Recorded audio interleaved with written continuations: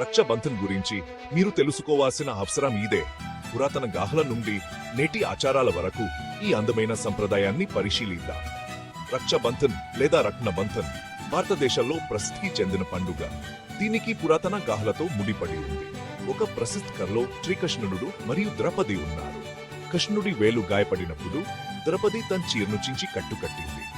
ఆమె చేష్టకు కరిగిపోయిన కృష్ణుడు ఆమెను ఎల్లప్పుడూ రక్షిస్తానని ప్రతిజ్ఞ చేశాడు. చారిత్రకంగా రక్షాబంధన్ భారతీయ రాజకీయాల్లో కూడా ఒక పాత్ర పోషించింది. చిత్తోర్ రాణి కర్ణావతి దురాక్రమణదారుల నుండి రక్షణ కోరుతూ చక్రవర్తి హుమాయూన్కు రాజీ పంపింది.